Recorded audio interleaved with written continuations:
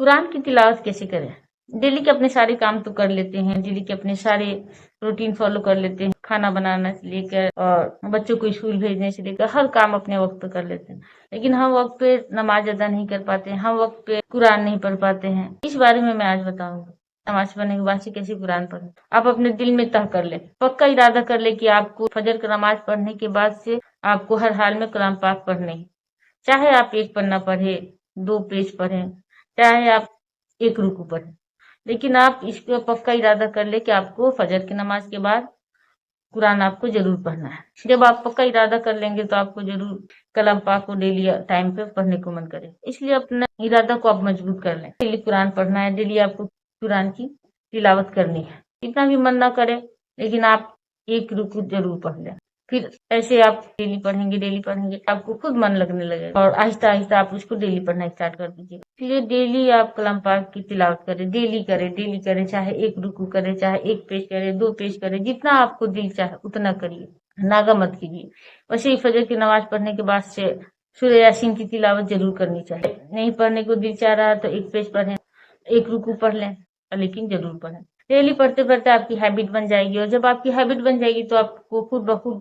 کلام پاک پڑھنے کو من کرنے لگے گا، قرآن کی ڈیلی تلاوت کرنے کو من کرے گا۔ ڈیلی آپ بنا قرآن کے تلاوت کی آپ کو چین نہیں ملے گا، اس لیے جب بھی آپ فجر کی نماز پڑھیں قرآن مجید کی تلاوت ضرور کریں۔ قرآن مجید کی تلاوت کرنے سے صبح سے لے کے شام تک آپ کے لیے خیر ہی خیر ہوگا، من فریش رہے گا، پازیٹیو انرجی ملیں گی، بہت سارے فائدے ہیں اور ثواب بھی بہت سارا ہے۔ اس لیے قرآن ڈیلی پڑھنے کی کوشش کریں، ڈیلی کی بیسس پہ آپ تھوڑا سا بھی قرآن پڑھیں، لیکن پڑھیں، جب پڑھتے پڑھتے ہیبٹ بن جائے گی تو آپ خود بخود پورا سورہ پڑھ کے اٹھیے گا۔ اور جو پڑھتے ہیں میرے بھائی بہن ہیں وہ ڈیلی فجر کی نماز کے بعد سے پورا سورہ یاسین پڑھ لیا کرو، اور جو نہیں پڑھتے ہیں، جو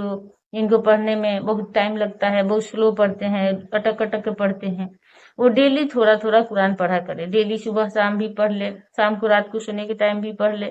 تو اور اچھا ہے، رات کے عشاء کی نماز کے بعد تھوڑی سی پڑھ لے۔ اس طرح پڑھنے سے ڈیلی آپ کے ہیبٹ بھی بن جائیں گے اور بنا پڑھے آپ کو نیند نہیں آئے گی۔ ہو سکے تو ہر نماز کے بعد ایک ایک پیج پڑھ لے یا ایک ایک رکوع پڑھ لے، اور نہیں پڑھ پاتے ہیں تو فجر میں اور عشاء کی نماز کے بعد ضرور پڑھیں۔ اس طرح پڑھنے سے ہیبٹ بن جائے گی اور نماز قرآن پڑھنے میں من بھی لگے گا، دل بھی لگے گا، قرآن چھوڑنے کو بالکل من نہیں کرے گا، اور قرآن پڑھنے سے ہمیں بہت سارے فائدہ بھی ملیں گے، دنیا میں بھی آخرت میں بھی۔ اس لیے قرآن پڑھنا ہمارے لیے بہت امپورٹینٹ ہے، نماز اور قرآن کو بالکل ہمیں نہیں چھوڑنا ہے، اپنے نماز کو حق ٹائم پہ ادا کرنا ہے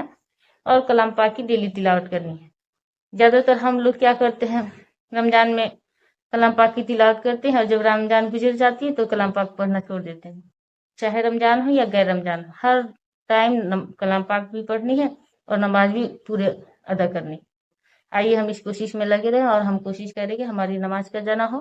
ہماری نماز نہ چھوٹے اور ہماری